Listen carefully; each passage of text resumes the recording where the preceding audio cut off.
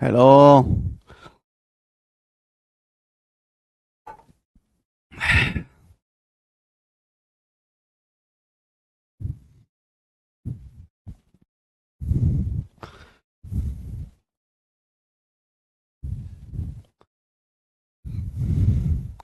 Hello दोस्तों, नमस्ते भाई, कैसे हैं आप सभी लोग? बच्चों, गुड इवनिंग। स्टूडेंट, कैसा महसूस कर रहे हैं भाई आप सभी लोग? अच्छा महसूस कर रहे हैं आप? तो स्टूडेंट, आज जो है हम ये खत्म कर लेंगे, ठीक है ना? तो हमारा दो ही टाइप रह जाएगा मेरे दोस्तों, एक इलेक्शन बेस्ड और एक कमीशन बेस्ड। ठीक है, चलो शुरू करते हैं। सवाल नंबर है आपके सामने 128। आज ये सीट हमें खत्म करनी है, बताइएगा। सवाल आपके सामने बड़ा प्यारा सवाल है, बनाओ। 1 अप्रैल 2022 को पेट्रोल की कीमत 8% बढ़ी। 1 जनवरी 2022 को की कीमत की तुलना में, अच्छा, यदि 31 सितंबर 22 को फिर से 5% की वृद्धि हुई, तो आपसे पूछा है कि 1 जनवरी 2022 को पेट्रोल की कीमत क्या थी यदि 31 सितंबर 2022 को कीमत,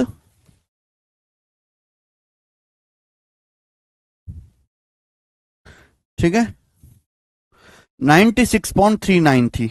बताओ कौन करेगा सवाल? पहले सवाल पढ़े ढंग से। बोला है पेट्रोल का प्राइस 1 अप्रैल 2022 को 8% बढ़ गया कंपेयर टू 1 जनवरी 2022। यानी कि मेरे दोस्तों, पेट्रोल का प्राइस 1 अप्रैल को, 1 अप्रैल को 8% बढ़ गया, जो प्राइस 1 जनवरी को था उससे। 1 अप्रैल को 8% बढ़ गया, किससे? जो प्राइस 1 जनवरी को था। बोला 31 सितंबर को फिर से 5% बढ़ गया। पेट्रोल का प्राइस 31 सितंबर 2022 को फिर से 5% बढ़ गया। 31 सितंबर 2022 को बोला है यदि 31 सितंबर 2022 को पेट्रोल की कीमत 96.39 रुपए पर लीटर थी, 96.39 रुपए पर लीटर थी 31 सितंबर 2022 को पेट्रोल की कीमत। तो सवाल यह है हमारा कि बताओ 1 जनवरी 2022 को पेट्रोल की कीमत क्या थी। देखो सवाल वही है, आपको यहां पे इनिशियल वैल्यू दिया हुआ है, सॉरी, आपको फाइनल वैल्यू दी हुई है और इनिशियल वैल्यू पूछी हुई है। यही तो टाइप हो रहा था कल, ठीक है ना भाई? जितना मैं करवा रहा हूं केवल उतना करो। इसके अलावा कुछ भी पढ़ने की कतई भी कहीं से भी कोई जरूरत नहीं है। बस क्लास में आके पढ़ लिया करो बस, और कुछ मत पढ़ा करो। चलिए फिर से बताते हैं सवाल कि वे 1 अप्रैल 2022 को पेट्रोल की कीमत 8% बढ़ गई 1 जनवरी 2022 की तुलना में। 31 सितंबर को फिर से पेट्रोल की कीमत 5% बढ़ गई है। यदि 31 सितंबर को 96.39 थी तो 1 जनवरी को क्या है? ऐसे सवाल मैं करवा चुका हूं कि भाई आपको फाइनल वैल्यू दी है, आपसे इनिशियल वैल्यू यहां पर पूछी गई है। तो भैया पहले पेट्रोल की प्राइस कितना बढ़ा? देखो इस सवाल के ऑप्शंस दूर दूर हैं, मैं ऑप्शन से भी ले सकता हूं। ऑप्शंस तो खैर काफी ज्यादा नजदीक हैं, ऑप्शन से भी हम यहां पे ले सकते हैं मेरे प्यारे भाई। अब बताओ इस सवाल का आंसर क्या है? कुछ बच्चे 85 बता रहे हैं, कैसे आया जल्दी से बताओ। पेट्रोल की कीमत 8% बढ़ी। 8% की फ्रैक्शन वैल्यू क्या होती है? 2/25। 2/25 का मतलब पेट्रोल का जो प्राइस है 25 से 27 हो जाएगा। फिर पेट्रोल का प्राइस 5% बढ़ा। 5% कितना होता है बच्चों? 1/20। 1/20 मतलब मेरे प्यारे भाई 20 से 21 हो जाएगा। ये इनिशियल वैल्यू से फाइनल वैल्यू का रेशियो आ गया। आपको फाइनल वैल्यू यहां पर दी हुई है मेरे दोस्तों, और आपसे इनिशियल वैल्यू पूछी गई है। बस ये कैलकुलेशन आपको करनी है और ये कैलकुलेशन आपको करनी पड़ेगी। बताओ 21 से कितनी बार जा रहा है ये जा रहा है 21 चौक 84, 21 चौक 84, कितना बच जाएगा मेरे दोस्तों? 84 के बाद यहां पे आपका 12 बच जाएगा, 1 2 3, और 21 पंजे 110, 21 पंजे 110 कितना बच जाएगा? कुछ गड़बड़ है। 21 चौक 84, 84 के बाद बच जाएगा मेरे दोस्तों यहां से 12, और 21 पंजे 105, और 21 छिक्का 21 पंजे 105 ही जाएगा, बचेगा 18, तो 21 निम्मा 189, 4.59 चला गया। क्लियर है? आप बोलोगे हाँ जी सर बिल्कुल सही। अब बताओ 27 से कितनी बार जा रहा है? जब मैं इसको 27 से काटूंगा तो कितनी बार जाएगा? दशमलव। भाई 27 एकम 27 है भाई, 27 एकम 27 बचेगा 18, 189, और 27 से कितनी बार जाएगा? फिर 7 बार, तो 0.17 टाइम्स है। एक यूनिट की जो वैल्यू है वो 0.17 गुना है, 0.17 टाइम्स। एक यूनिट की वैल्यू 0.17 गुना है, तो 25 गुणा 20 होता है 500। 500 की वैल्यू कितनी होगी? 0.17 टाइम्स। 500 का 0.17 टाइम्स कितना आएगा? 17 पंजे 85 रुपए सवाल का आंसर है। तो केवल यहां से कैलकुलेशन रह जाती है। देखो कैलकुलेशन थोड़ी बहुत पेपर में आती है। देखो सवाल के ऑप्शंस काफी ज्यादा नजदीक हैं, तो आप एग्जैक्ट कैलकुलेशन ही करें, अप्रोक्स ना करें। ठीक है, हर एक लैंग्वेज को मैं करवा दे रहा हूं जिससे कि आपको कोई भी सवाल पढ़ने में नया नहीं लगेगा, सब आपको जाने पहचाने सवाल लगेंगे। ये बताएंगे सवाल नंबर 129 और 130, दो क्वेश्चन देखिएगा। आप दो क्वेश्चन देखिएगा, दोनों क्वेश्चन आपको अप्रोक्सीमेशन से करने हैं, अप्रोक्सीमेशन से। सवाल नंबर 129 और 130, ध्यान से सुनेगा। ये जो सवाल आपके सामने स्क्रीन पर है, ये जो सवाल आपके सामने स्क्रीन पर है, ये सीपीओ 2018 के पेपर में आया है। चलो अब सवाल पढ़ो। बोला किसी शहर की आबादी पहले साल के अंत में 5% बढ़ी और दूसरे साल के एंड में 4% कम हो गई।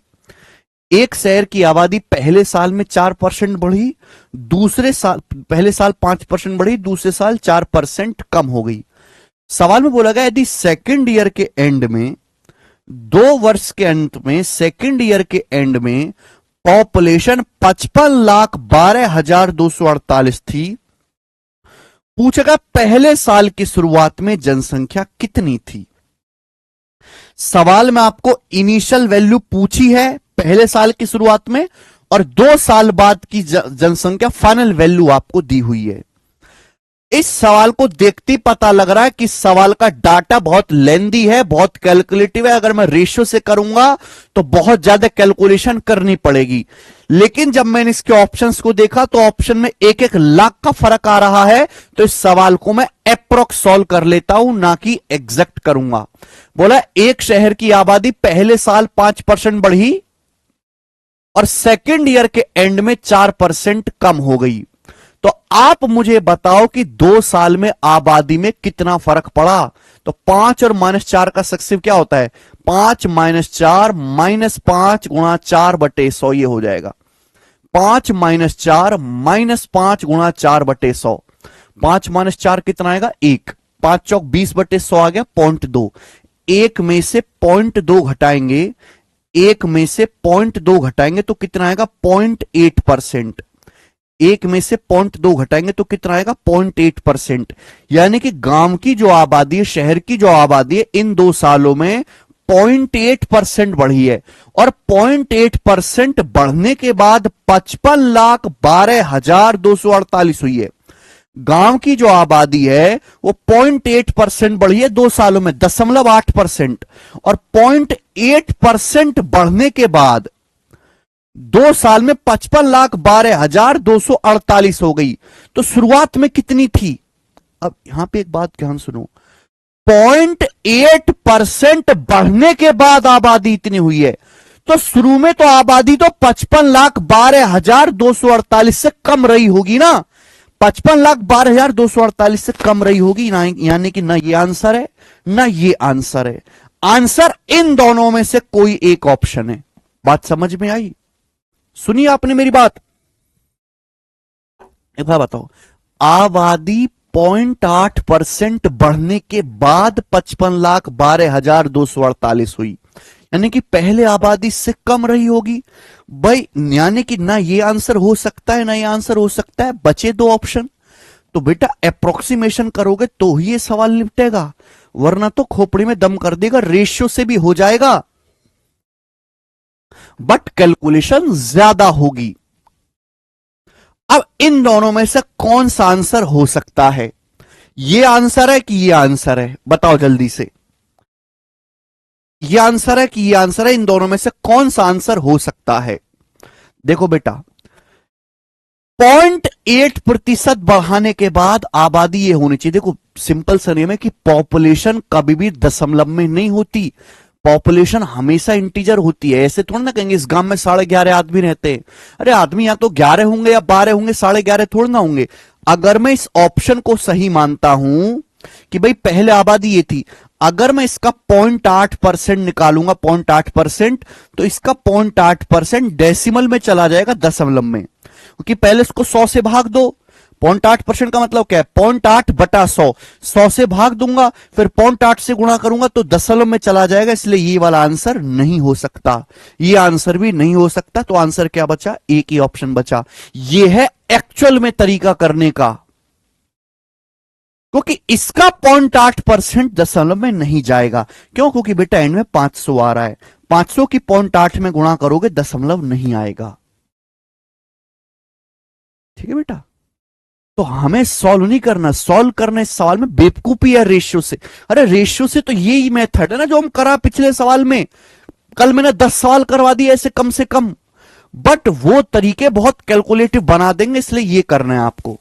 आगे एक और सवाल, एक और सवाल बच्चों ऐसा आपके सामने, ठीक है ना, एक और सवाल बच्चों ऐसा ही आपके सामने, लास्ट क्वेश्चन करके बताएं, जल्दी से बनाओ, ऐसा ही लास्ट क्वेश्चन। बहुत ज्यादा साल नहीं, चुपचाप पढ़ते रहो, कोई कुछ बोलेगा नहीं, जल्दी से बताइएगा।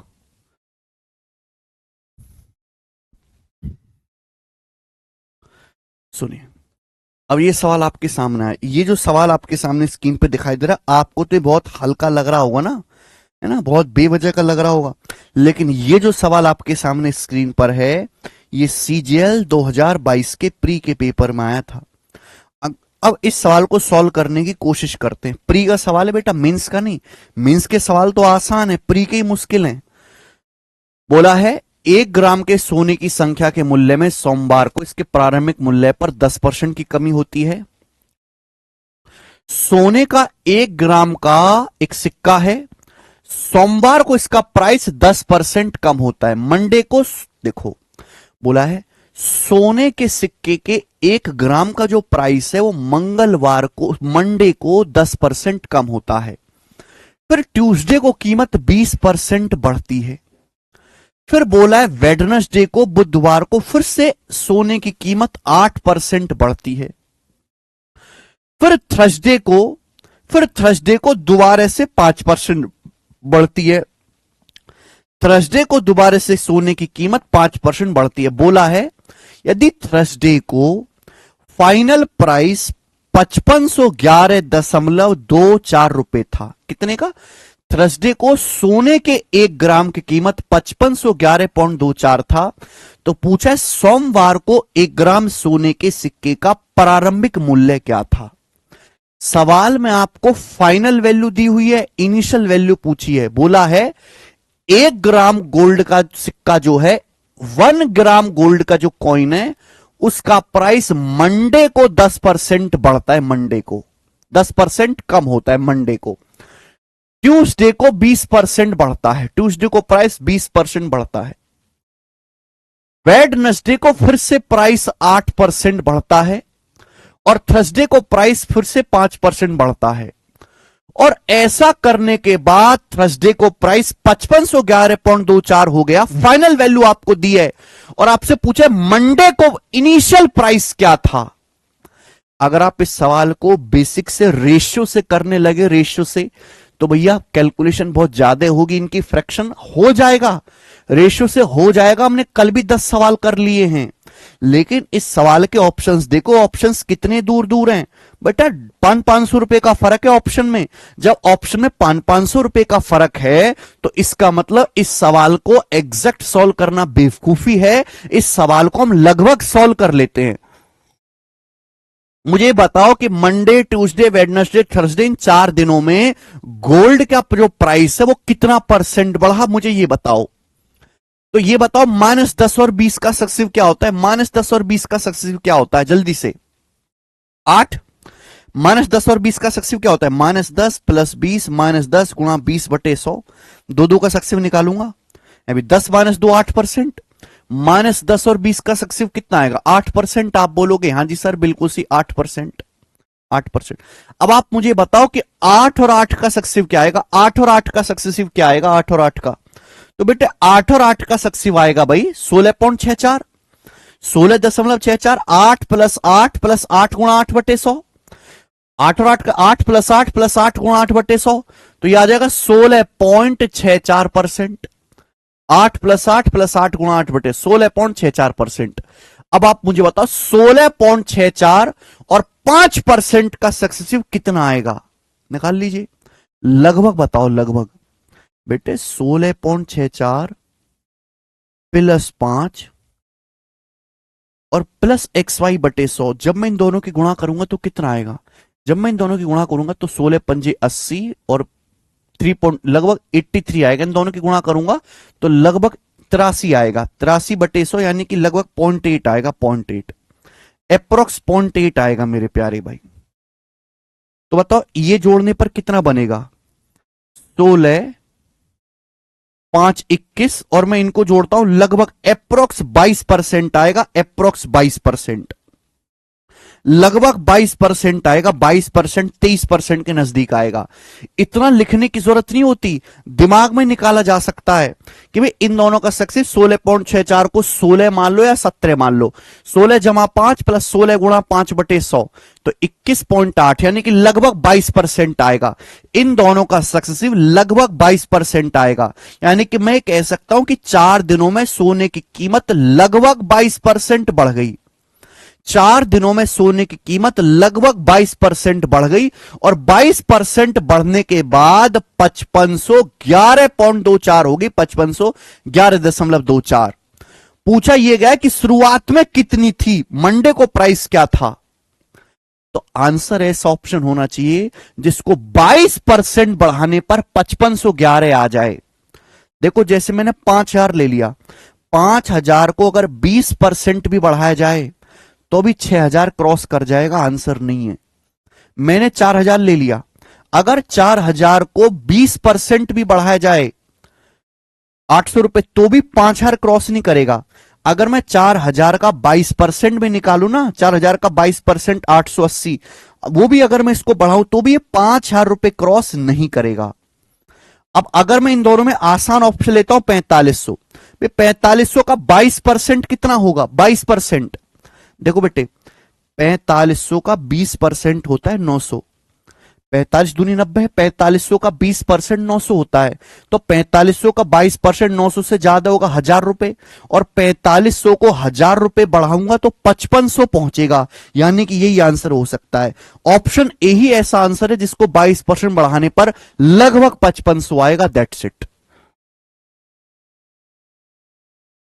4500 को 22% बढ़ाने पर लगभग 5500 आएगा। यही सवाल का आंसर बनना चाहिए। तो बेटे ये है इस सवाल को करने का तरीका। पेपर में मैंने कोई भाग नहीं किया, मैंने सब हवा में किया। अभी तो मुझे बहुत लिख के धीरे धीरे बताना पड़ रहा है। एक दिन आप खूंखार बनोगे, अभी नहीं बने हो खूंखार। जब आप बहुत ज्यादा मेहनत कर लोगे तो खूंखार बन जाओगे। इस चीज को फिर आप बिना लिखे दिमाग में करना शुरू कर दोगे, उस दिन मेहनत जाके सफल होगी। ठीक है, आप बोलोगे हाँ जी सर। तो बच्चों मैंने आपको 2 सवाल दिखाए जिनमें आपको अप्रोक्सीमेशन का इस्तेमाल करना है। ठीक है ना। नेक्स्ट, अब मैं आपके सामने लास्ट क्वेश्चन लाऊंगा भैया ऐसा, फिर हमारा अगला कंसेप्ट आएगा, आखिरी कंसेप्ट। अब मैं आपके सामने यहां पर लास्ट क्वेश्चन लाऊंगा। सवाल नंबर है बेटे 131, ये बनाए आप।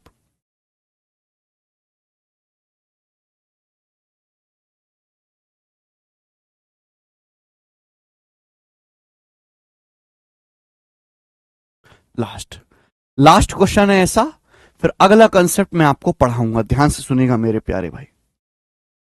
आप बोलोगे सर क्या है इस सवाल में, सेम ही है बेटे। बोला एक शहर की पॉपुलेशन पहले साल 16 सही 2/3% बढ़ती है, दूसरे साल 37.5% कम होती है, तीसरे साल में 57 सही 1/7% बढ़ती है।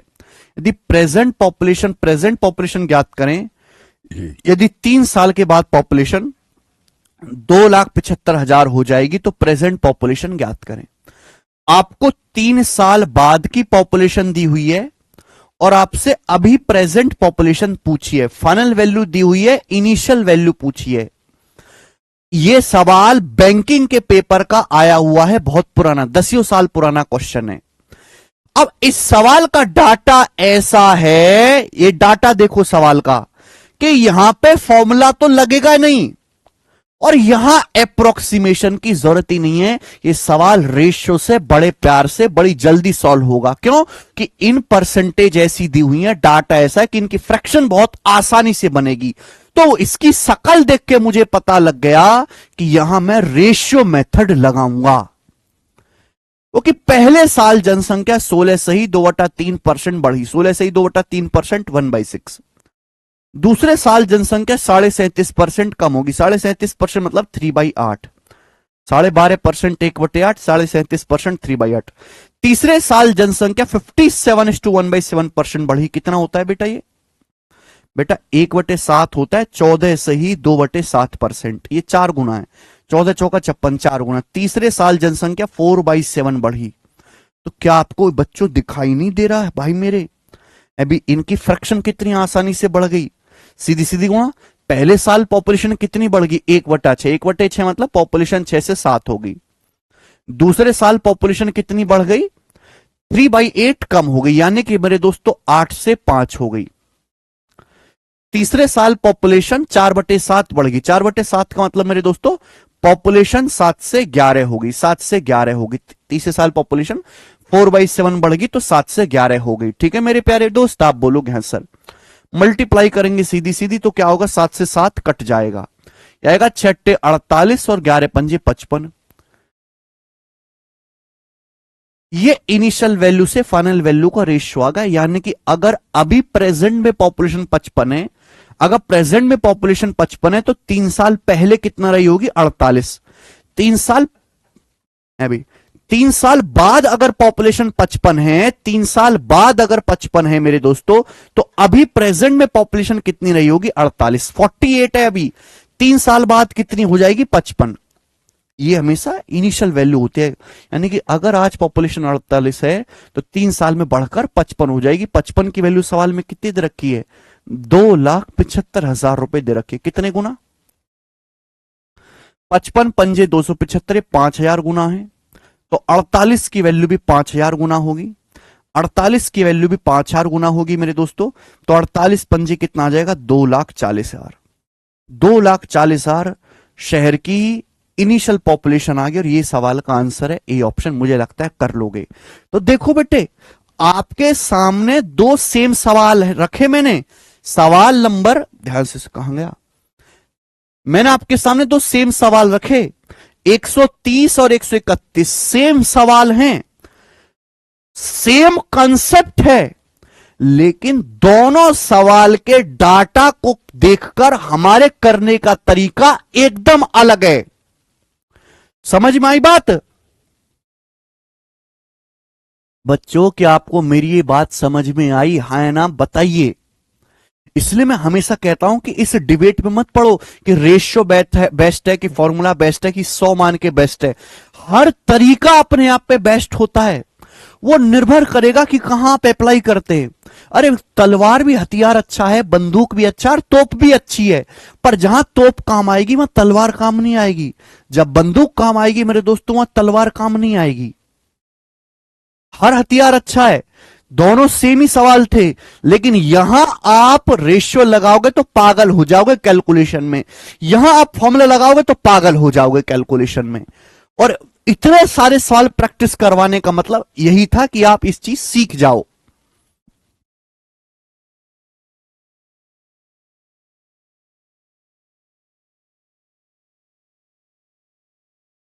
बताओ मजा आया?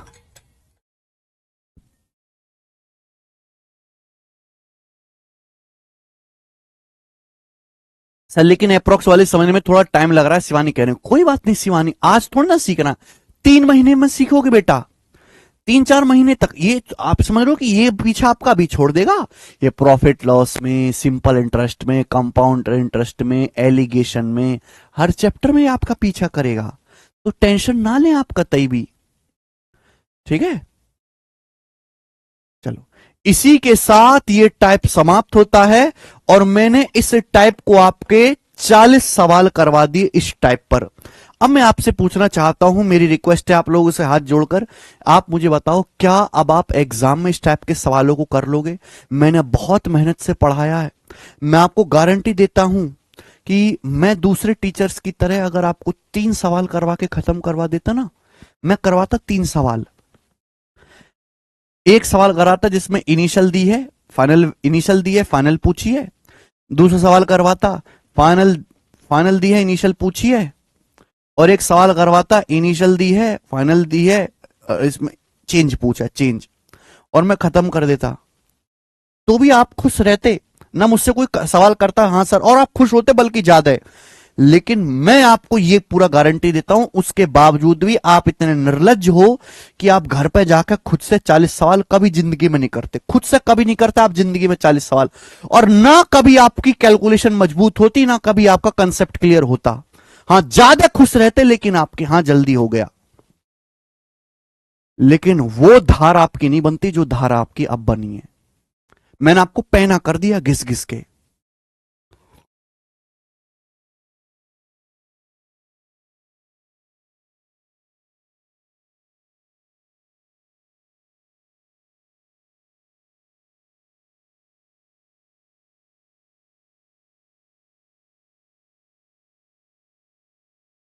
ठीक है, अब आगे चलते हैं। अगला कंसेप्ट मेरे दोस्तों, ठीक है भाई, अगला कंसेप्ट, अगला कंसेप्ट है उल्टा, नेक्स्ट कंसेप्ट। इस कंसेप्ट में आपको एक ही प्रश्न करवाऊंगा, ठीक है ना, क्योंकि ये परसेंटेज से ज्यादा बाकी चैप्टर्स में आता है। चलिए एग्जाम्पल से समझिए मेरे दोस्तों, सभी लोग एग्जाम्पल से समझिएगा। एक सेकंड।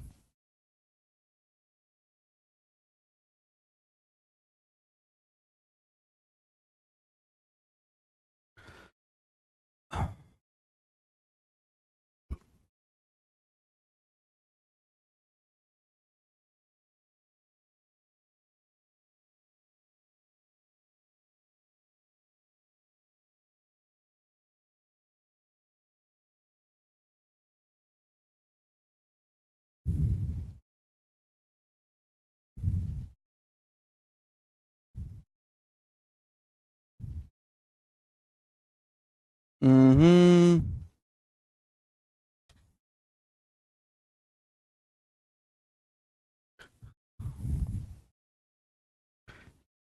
एक सेकंड बच्चों।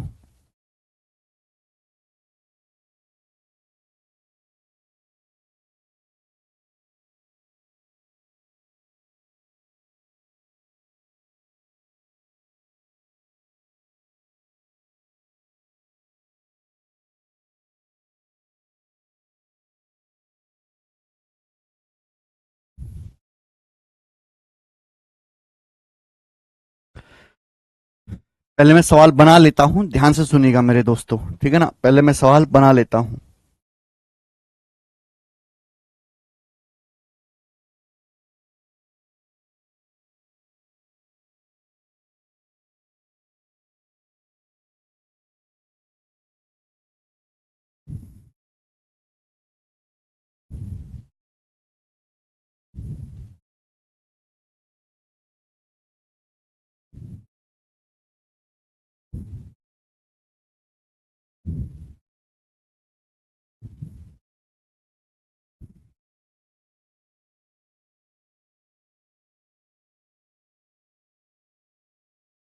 हम्म, हम्म, हम्म, हम्म, हम्म, हम्म,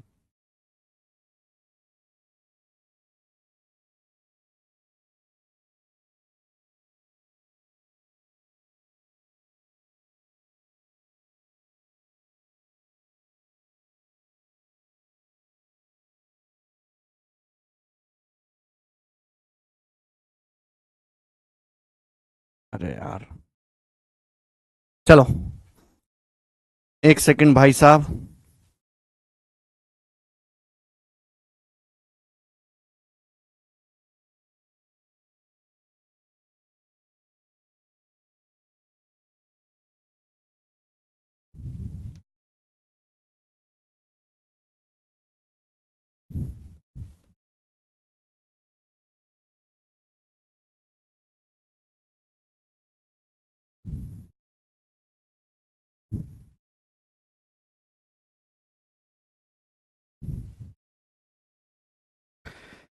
ध्यान सुनिएगा, सवाल है किसी संख्या को पहले हमने 37.5% बढ़ाया। किसी संख्या को पहले हमने 37.5% बढ़ाया। ध्यान सुनिएगा मेरे दोस्तों, किसी संख्या को हमने पहले 37.5% बढ़ाया। ठीक है भैया, आप बोलोगे हां जी सर, कोई परेशानी की बात इसमें नहीं है।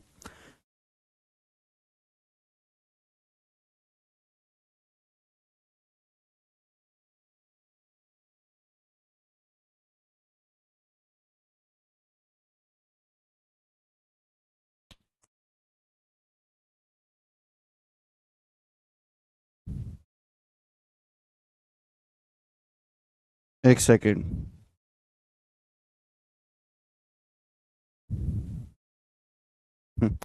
किसी संख्या को हमने पहले 37.5% बढ़ाया, फिर मेरे दोस्तों हमने उस संख्या को a% बढ़ाया। कितना बढ़ाया? a% बढ़ाया।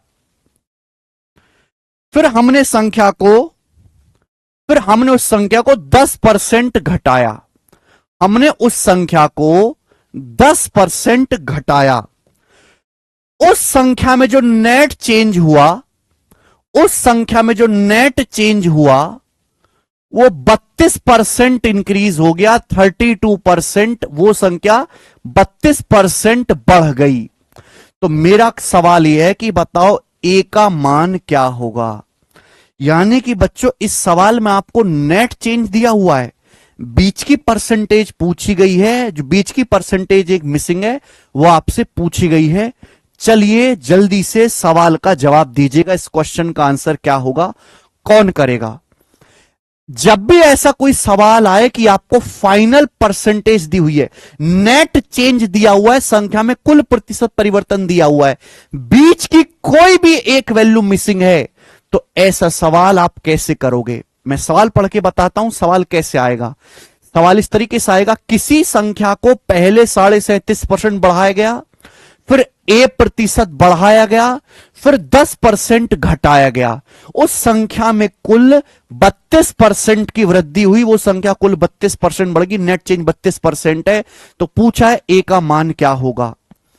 तो बेटे मेरी बात को गौर से सुनिएगा आप सभी लोग। ऐसे सवालों में आप रेशियो मेथड लगाकर बहुत जल्दी कर सकते हो। हमने संख्या को पहले 37.5% बढ़ाया। 37.5% की फ्रैक्शन वैल्यू होती है 3/8। 37.5% की फ्रैक्शन वैल्यू 3/8 होती है, यानी कि संख्या 8 से बढ़ के 11 हो गई। 37.5% की फ्रैक्शन वैल्यू 3/8, यानी कि संख्या 8 से बढ़ के 11 होगी, मल्टीप्लाई। फिर हमने संख्या को a% बढ़ाया। भाई a% की फ्रैक्शन वैल्यू तो पता ही नहीं है, a% की फ्रैक्शन वैल्यू तो पता ही नहीं है। तो मैंने ये मान लिया कि माना संख्या को a% बढ़ाने पर फ्रैक्शन x से y हो जाती है, मल्टीप्लाइंग फैक्टर x से y हो जाता है। एग्जाम्पल के लिए जैसे हम किसी संख्या को 20% बढ़ाते हैं, तो 20% का मतलब क्या होता है? 1/5। तो मल्टीप्लाइंग फैक्टर क्या आएगा? 6/5 आएगा। इसलिए मैंने मान लिया कि जो परसेंटेज मिसिंग हो उसको आप x/y मान लीजिए। कि माना जब हम संख्या को a% बढ़ाते हैं तो संख्या x से y हो जाती है, मल्टीप्लाइंग फैक्टर x से y हो जाता है, ये मैंने मान लिया। 37.5% बढ़ाने की फ्रैक्शन वैल्यू क्या होती है? 3/8। 37.5% की फ्रैक्शन वैल्यू 3/8। 3/8 का मतलब संख्या 8 से 3 बढ़ के 11 हो जाएगी। मुझे इसकी फ्रैक्शन पता ही नहीं है, तो मैंने मान लिया कि माना संख्या x से बढ़ के y हो जाती है। फिर हमने 10% कम किया। फिर हमने उस संख्या को 10% कम किया। 10% का मतलब 1/10। 10% मतलब 1/10, यानी कि संख्या 10 से घट के मेरे प्यारे भाई 9 हो जाती है। आप बोलोगे हाँ जी सर बिल्कुल सही, कोई भी इसमें परेशानी नहीं है, संख्या 10 से घट के 9 हो जाती है। ठीक है बच्चों, आप बोलोगे हाँ जी सर एकदम करेक्ट। बोला है उस संख्या में जो नेट चेंज है वो 32% है। संख्या कुल 32% बढ़ी है, कुल 32% बढ़ी है। इसका मतलब 32% की फ्रैक्शन वैल्यू क्या है? 4% 1/25, 32% 8/25। इसका मतलब यह हो गया कि अगर संख्या पहले 25 थी, अगर संख्या बच्चों पहले 25 थी, तो 25 से 8 बढ़ के 33 हो गई। ये इनिशियल वैल्यू से फाइनल वैल्यू का रेशियो आ गया कि अगर इनिशियल वैल्यू 25 थी तो फाइनल वैल्यू 33 हो जाएगी। संख्या में नेट चेंज कितना है भाई? इन तीनों का जो प्रोडक्ट है किसके बराबर होना चाहिए? इन तीनों का जो प्रोडक्ट है वो इनिशियल वैल्यू और फाइनल वैल्यू के रेशियो के बराबर होना चाहिए। संख्या में नेट चेंज कितना है? 32%। 4% 1/25, 32% 8/25, यानी कि संख्या पहले 25 थी तो 25 से 8 बढ़ के 33 हो जाने चाहिए। इन तीनों की गुणा ही इनिशियल वैल्यू से फाइनल वैल्यू का रेशियो आएगा। तो क्या बच्चों मैं यहां से सॉल्व नहीं कर सकता? क्या मैं यहां से सॉल्व नहीं कर सकता? आप बोलोगे सर कर सकते हैं। 11 से आपका 33 3 बार चला जाएगा, 3 से 9 3 बार चला जाएगा, 5 से 10 2 बार चला जाएगा, 5 से 25 5 बार चला जाएगा। तो यहां से y/x कितना आएगा मेरे प्यारे भाई? जल्दी से जवाब दो।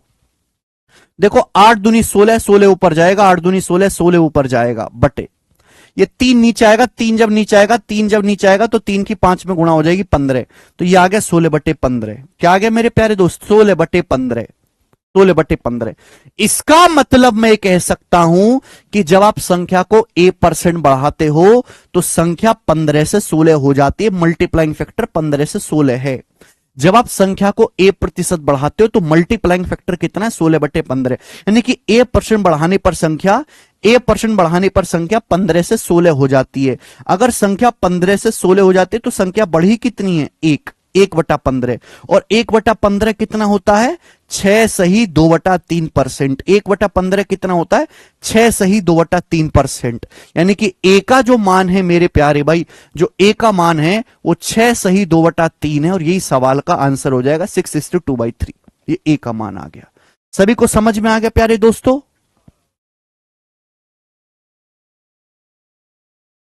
तो अगर कोई ऐसा सवाल आए कि आपको अभी तक हमने क्या किया, नेट चेंज निकालना था या नेट चेंज दिया हुआ है, बीच की कोई परसेंटेज मिसिंग है, तो आप इस तरीके से रेशियो से आसानी से कर सकते हो। सभी को समझ में आ गई बात? आप बोलोगे सर बिल्कुल सही, मजा आ गया, कोई प्रॉब्लम नहीं है।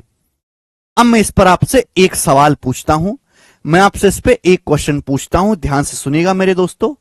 एक ही सवाल कराऊंगा क्योंकि ये परसेंटेज में ज्यादा नहीं आता, ये आता है प्रॉफिट लॉस में ज्यादा, ठीक है ना, और कंपाउंड इंटरेस्ट में। चलिए सवाल नंबर 132 है आपके सामने।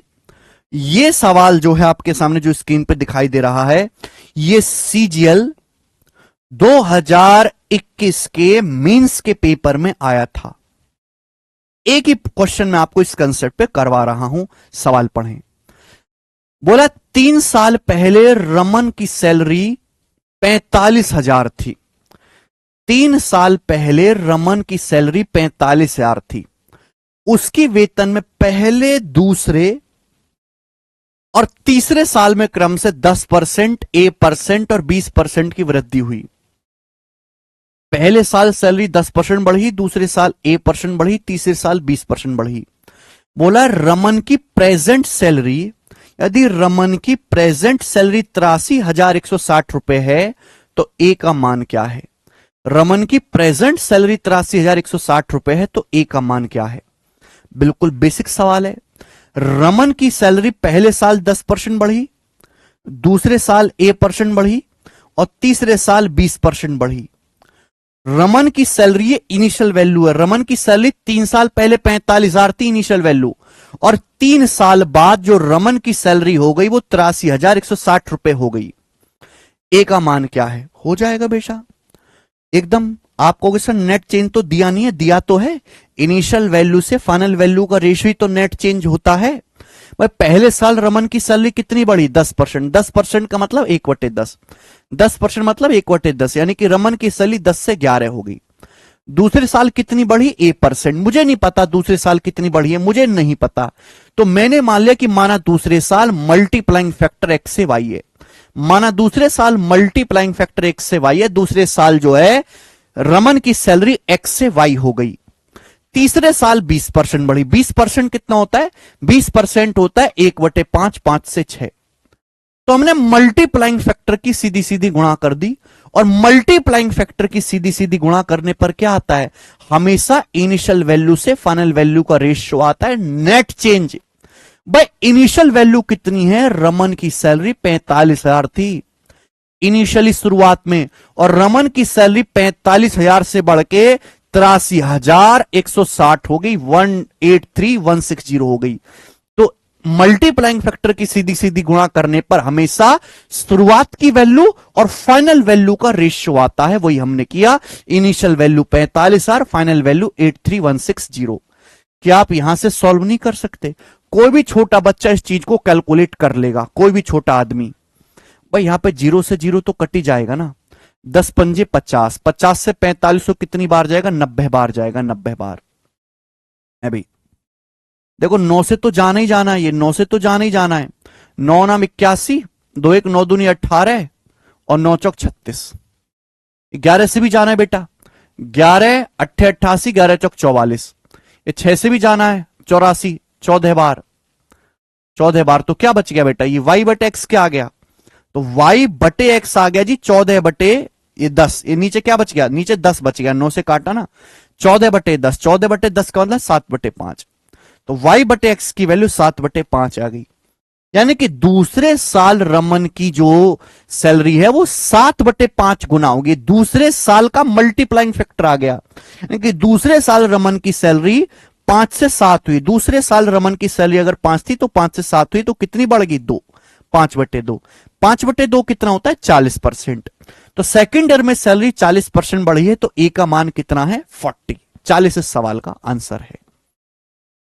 बच्चों क्या आप इस टाइप के सवालों को कर लोगे?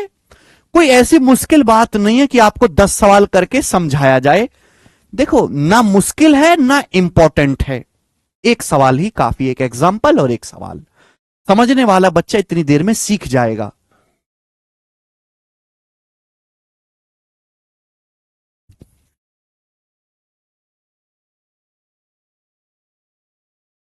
ये सब नहीं करते संदेश कुमार। मल्टीप्लाइंग फैक्टर निकाला करो, वेरी इजी। आगे चलते हैं नेक्स्ट क्वेश्चन की तरफ। अगला टाइप बच्चों आपके सामने आएगा। अगला टाइप ध्यान से सुनिएगा मेरे प्यारे भाई। अगला टाइप आपके सामने आएगा, और इस टाइप पर बच्चे मैं आपको यहां पर 4 सवाल करवाऊंगा। इस टाइप पर मैं आपको 4 सवाल करवाऊंगा। 133, 134, 135, 136, 4 क्वेश्चंस मैं आपको इस टाइप पे करवाऊंगा। तो बच्चों मेरी बातों को सुनना गौर से, प्यार से, ढंग से। यह है एसएससी जीडी 2023 का क्वेश्चन। 4 सवाल करवाऊंगा इस टाइप पे। वेरी वेरी इंपॉर्टेंट टाइप है बच्चों ये। देखो ये जो कंसेप्ट है परसेंटेज से कहीं ज्यादा ये प्रॉफिट लॉस में और कंपाउंड इंटरेस्ट में लगेगा। इस टाइप को वही बच्चा समझ पाएगा जो सक्सेसिव का बेसिक समझता हो कि सक्सेसिव काम कैसे करता है। सक्सेसिव का मतलब होता है मल्टीप्लाइंग फैक्टर से लगातार गुणा करते जाना, गुणा करते जाना, गुणा करते जाना। मल्टीप्लाइंग फैक्टर से लगातार गुणा करते जाना, यह सक्सेसिव का मतलब होता है मेरे प्यारे भाई। अब जैसे सवाल देखो, बोला है एक वस्तु का प्राइस 2 साल में घटकर 18,000 रुपए से 14,580 हो गया। तो आपसे पूछा है find the yearly rate of depreciation in the value of article. वस्तु की कीमत हर साल कितने परसेंट घटती है? एक वस्तु का प्राइस 2 साल में 18,000 से 14,580 रुपए हो गया, तो पूछा है हर साल वस्तु की कीमत कितने परसेंट घटती है। यह सवाल आपके सामने है। देखो, एक वस्तु का प्राइस 18,000 रुपए है। ये क्या बेटा, ये इनिशियल वैल्यू है, इनिशियल वैल्यू। एक वस्तु का प्राइस 18,000 रुपए है। वस्तु की कीमत हर साल कुछ घटती है मेरे प्यारे भाई, हर साल कुछ परसेंटेज घटती है। एक साल बाद वस्तु की कीमत घट के कुछ और कुछ हो गई होगी, मुझे नहीं पता कितनी हो गई होगी। फिर अगले साल वस्तु की कीमत दोबारा से घटी, अगले साल वस्तु की कीमत दोबारा उसी परसेंटेज से घटी, और एक 2 साल के बाद वस्तु की कीमत घटकर 14,580 रुपए होगी 2 साल के बाद। ये फाइनल वैल्यू है, फाइनल वैल्यू। तो आपसे पूछा है वस्तु की कीमत हर साल कितने परसेंट कम हो रही है। ये पेपर में करना कुछ नहीं है, तो मैं आपको बेसिक बता रहा हूं, है ना, कि वस्तु कीमत पहले स्टार्टिंग में 18,000 थी, हर साल कुछ परसेंटेज घट जाती है। एक साल बाद कुछ घटी, फिर अगले साल बाद दोबारा उतने परसेंटेज घटी, 2 साल के बाद 14,580 हो गई। देखो मेरे प्यारे भाई, ध्यान सुनेगा, एग्जाम्पल समझो। सारा का सारा खेल मल्टीप्लाइंग फैक्टर का है। मैं बात जानता हूं कि जैसे सपोज किसी वस्तु की कीमत 5% कम होती है, सपोज 5% होता है 1/20, तो मल्टीप्लाइंग फैक्टर कितना आएगा, 19/20। अगर मुझे यह पता लग जाए कि हर एक साल का मल्टीप्लाइंग फैक्टर क्या है, तो क्वेश्चन सॉल्व हो जाएगा। एक साल का मल्टीप्लाइंग फैक्टर कि हर साल वस्तु की कीमत कितने गुना हो रही है, हर साल वस्तु की कीमत कितने गुना हो रही है, अगर मुझे यह पता लग जाए तो क्वेश्चन सॉल्व हो जाएगा। आप बोलोगे जी बिल्कुल सही। ध्यान सुनेगा भाई, वस्तु शुरुआत में कितने की है, 18,000 रुपए की। वस्तु शुरुआत में 18,000 रुपए की है, जबकि 2 साल के बाद 18,000 रुपए की वस्तु 2 साल के बाद 14,580 रुपए की हो जाती है। 18,000 की वस्तु 2 साल के बाद 14,580 रुपए की हो जाती है। यह इनिशियल वैल्यू से फाइनल वैल्यू का रेशियो है। यह 2 साल का मल्टीप्लाइंग फैक्टर है। यह 2 साल का मल्टीप्लाइंग फैक्टर है, 2 साल का। 2 साल में वस्तु की इनिशियल वैल्यू से फाइनल वैल्यू का रेशियो यह आ गया। तो 1 साल का मल्टीप्लाइंग फैक्टर क्या होगा, 1 साल का मल्टीप्लाइंग फैक्टर निकालना है। 1 साल में वस्तु के प्राइस में कितना चेंज आया होगा, अंडर रूट। यही लॉजिक आपको समझना है बेटे। ध्यान से सुनिएगा मेरे प्यारे भाई, सभी लोग ध्यान से सुनिएगा। अगर आपको 2 साल के इनिशियल वैल्यू से फाइनल वैल्यू का रेशियो दिया है, 1 साल का निकालना है तो अंडर रूट लेंगे। 3 साल का दिया है, 1 साल का निकालना है तो क्यूब रूट लेंगे। 4 साल का दिया है, 1 साल का निकालना है तो फोर्थ रूट लेंगे। ये वस्तु की कीमत 18,000 है, हर साल कुछ परसेंट घटती है, 2 साल बाद 14,580 होगी। ये 2 साल का मल्टीप्लाइंग फैक्टर है। 2 साल में वस्तु की कीमत में परिवर्तन है। 1 साल का मल्टीप्लाइंग फैक्टर क्या आएगा, इसका अंडर रूट। आप बोलोगे आंसर 0 से 0 कट जाएगा। ठीक है भाई, ये किससे कट रहा है, 18 से कट रहा है मेरे दोस्तों। 18 8 144, 18 कम 18, ये नीचे क्या बचेगा 100। 100 का अंडर रूट 10, ऊपर क्या बचा 81, 81 का अंडर रूट आ गया 9। ये मेरे प्यारे भाई ध्यान से सुनेगा, ये 1 साल का मल्टीप्लाइंग फैक्टर आ गया 9/10। यानी कि हर साल वस्तु की कीमत 9/10 गुना हो जाती है। हर साल वस्तु की जो कीमत है वो 9/10 गुना हो जाती है। अगर आप इसका बेसिक समझो तो अगर स्टार्टिंग में 18,000 थी, 18,000 का 9/10 गुना हुआ। 18,000 का 9/10 कितना होता है, 16,200। 18 9 162। फिर अगले साल दोबारा से 16,200 का 9/10 गुना हुआ। अगर आप 16,200 का 9/10 गुना करोगे तो 14,580 आएगा। ये 1 साल का मल्टीप्लाइंग फैक्टर आ गया, यानी कि हर साल वस्तु के प्राइस में परिवर्तन आ गया। इसका मतलब मेरे प्यारे भाई, हर साल वस्तु की जो कीमत है 9/10 गुना हो जाती है। अगर कीमत 9/10 गुना हो जाती तो कीमत घट कितनी रही है वस्तु की, 1/10। हर साल वस्तु की कीमत कितनी घट रही है, 1/10। 9/10 गुना होने का मतलब वस्तु की कीमत 10 से 9 हो गई, तो कितनी कम हो गई, 1/10। 1/10 मतलब 10%। तो 10% वस्तु की कीमत हर साल कम हो रही है। समझ में आई बात? आप बोलोगे हां जी सर बिल्कुल सही, कोई परेशानी नहीं है। कुछ बच्चों के मन में ये डाउट आ रहा होगा कि सर हमने यहां पे अंडर रूट ही क्यों लिया। देखो बच्चों, ध्यान से सुनिएगा मेरे प्यारे भाई, कहानी कितने साल की है? 2 साल की। कहानी कितने साल की है? 2 साल की। कि 2 साल में एक मशीन 18,000 रुपए की है, तो 18,000 रुपए से वस्तु 14,580 रुपए की होगी। बताओ हर साल कितने परसेंट कम हो रही है? हर साल वस्तु की कीमत कितने परसेंट कम हो रही है आपसे पूछा गया है।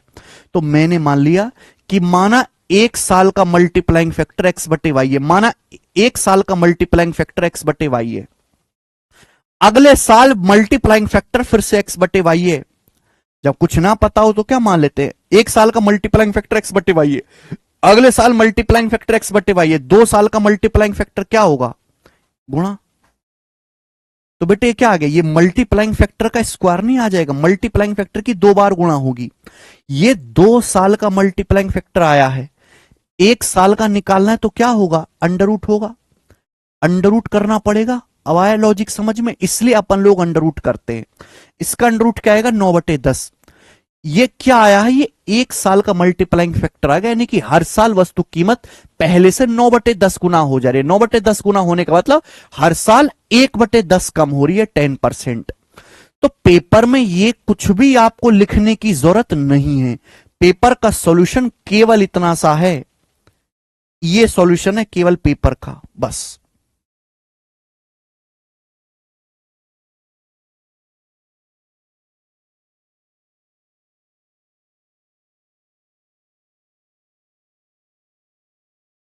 ये भी संदेश कुमार,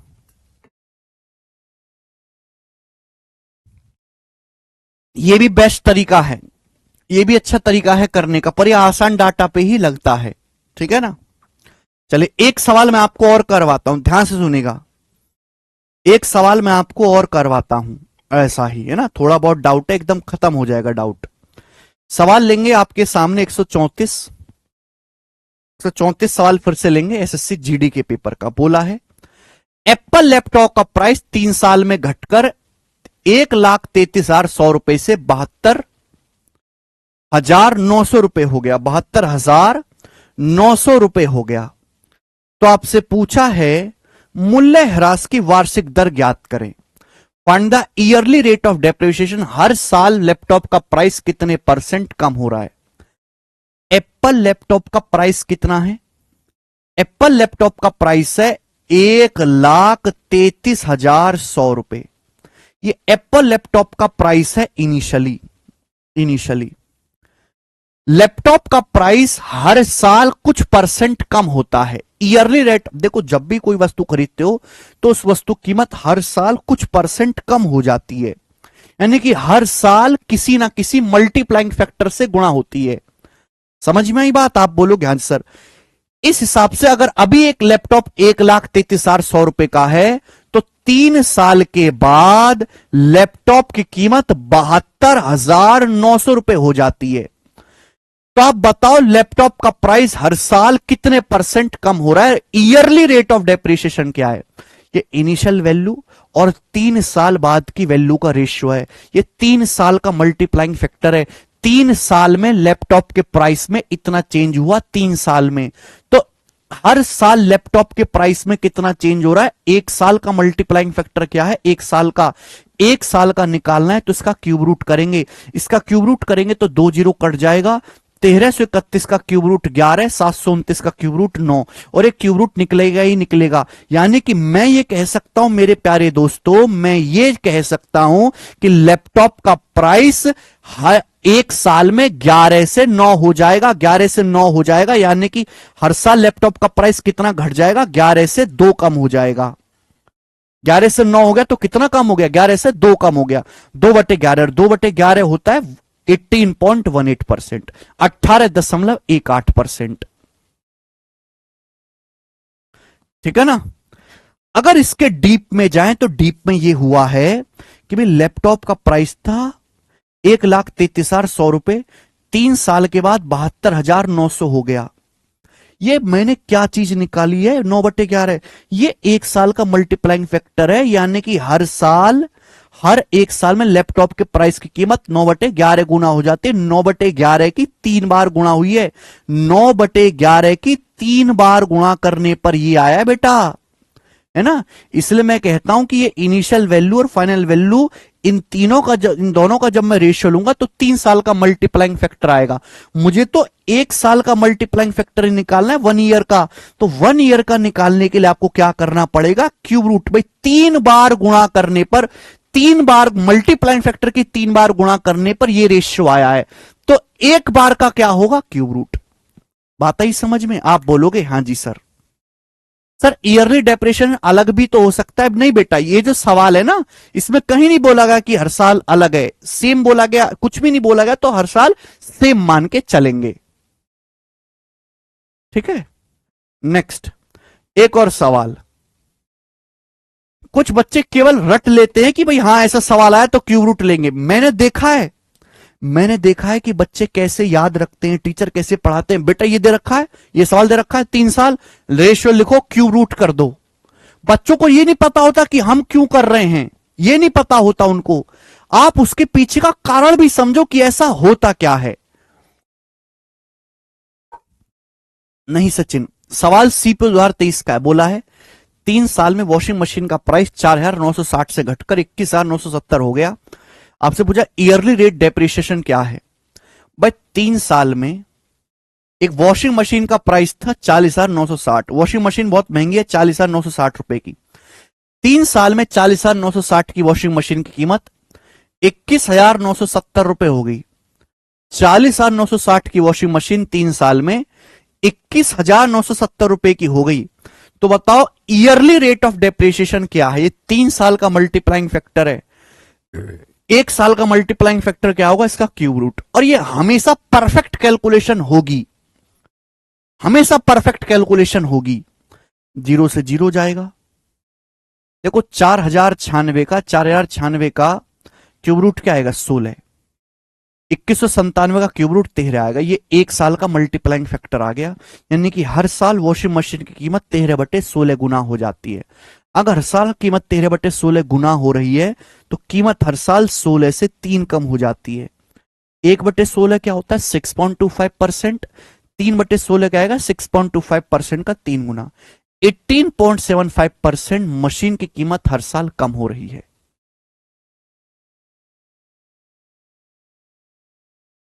सभी को बच्चे बात समझ में आ गई? यहां तक किसी को कोई परेशानी नहीं? आप बोलोगे नहीं सर कोई भी दिक्कत नहीं है, आगे चलेंगे। नेक्स्ट सवाल है आपके सामने, यहां पर लास्ट क्वेश्चन करेंगे बच्चों। ऐसा आपके सामने लास्ट क्वेश्चन करेंगे। सवाल नंबर 136, ये बताओ, ठीक है ना।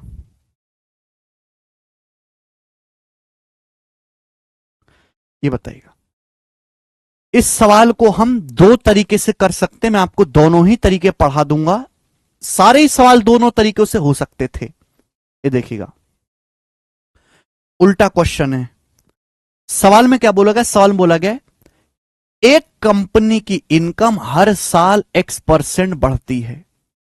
एक कंपनी की इनकम हर साल X% बढ़ती है। बोला यदि साल 2019 में इसकी इनकम 31,25,000 थी और साल 2017 में इनकम 20 लाख थी, तो X का मान क्या होगा। हर साल कितनी % इनकम बढ़ रही है। देखो साल 2017 और साल 2019 में 2 साल का गैप है। पहला है बेसिक तरीका।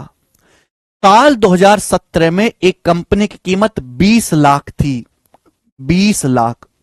साल 2019 में 2 साल के बाद, साल 2019 में 2 साल के बाद कंपनी की कीमत 31,25,000 हो गई। ये 2 साल का मल्टीप्लाइंग फैक्टर है। ऐसा क्यों हो कि हर साल कीमत X% बढ़ रही है। 2 साल का मल्टीप्लाइंग फैक्टर है। 1 साल का क्या आएगा, इसका अंडर रूट। 3 जीरो कटी जाएगा,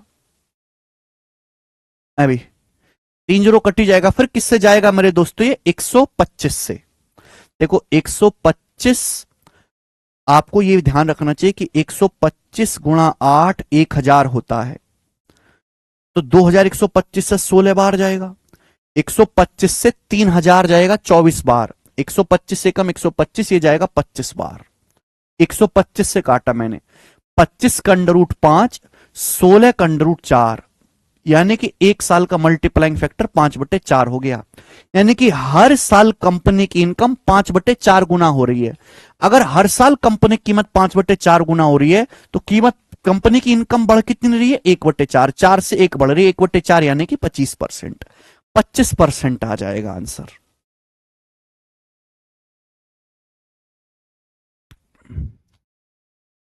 बोलो। दूसरा, ये तो हो गया पूरा सॉल्व। दूसरा तरीका इस सवाल का मेरे दोस्तों, अप्रोक्सीमेशन मेथड, हवा में सॉल्व करना। आप कहोगे सर कैसे, क्यों, कब, कहां, बताओ। इस सवाल के ऑप्शंस देखो, ऑप्शंस कितनी दूर दूर हैं। इस सवाल के ऑप्शंस देखो, ऑप्शंस बहुत ज्यादा दूर दूर हैं। जब ऑप्शंस दूर दूर हैं तो पूरी कैलकुलेशन की जरूरत क्या है? एक बात बताओ, एक कंपनी की इनकम साल 2017 में 20 लाख थी और साल 2019 में 31,25,000 हो गई। 20 लाख से 31,25,000 हो गई। तो आप मुझे बताओ 2 साल में कितनी बढ़ी कंपनी की इनकम, कितनी बढ़ी? 20 लाख से 31 लाख हो जाना। देखो, अगर 20 लाख से 30 लाख भी होगी ना, अगर 20 लाख को 10 लाख भी बढ़ाओगे ना तो भी 50% बढ़ जाएगी। ये तो फिर भी 10 लाख से ज्यादा बढ़ी है। यानी कि 2 साल में 50% से ज्यादा की इनकम बढ़ गई। 50% से ज्यादा बढ़ गई 2 साल में। बोलो हां कि ना, बताओ। 2 साल में जो टोटल है वो 50% से ज्यादा बढ़ गया। अगर मैं 20-20 का 2 बार सक्सेसिव भी करूं, अगर मैं 20 और 20 का 2 बार सक्सेसिव भी बढ़ाऊं तो 44% होता है। 20 और 20 का 2 बार सक्सेसिव भी बढ़ाऊं, अगर मैंने मान लिया कि हर साल 20% भी बढ़ाऊं तो वो 2 साल में 20 और 20 करके 44% ही बढ़ेगी। यानी कि ना 20 आंसर हो सकता है ना 20 से छोटे आंसर हो सकते हैं। ये अकेला ही ऐसा ऑप्शन है 25 जिसका 2 बार सक्सेसिव करने पर 50% से ज्यादा आएगा। ये अकेला ही 25 ऐसा ऑप्शन है जिसको 2 बार सक्सेसिव करने पर मेरे प्यारे भाई 50% से ज्यादा आएगा। कितना आएगा? 50, 25 प्लस 25, 50 प्लस 6.25, 56.25% एक ही ऑप्शन में आएगा। यही आंसर हो सकता है। यह तरीका तब लगाना जब ऑप्शंस बहुत दूर दूर हो और डाटा बहुत आसान हो। यह तरीका तो कभी फेल ही नहीं होगा, चाहे कैसा भी सवाल हो।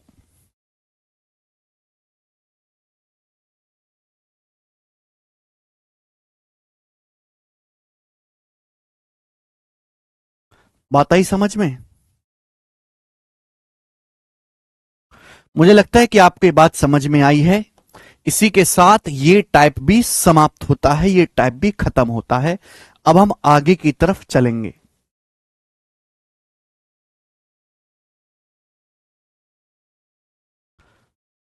अगला सवाल,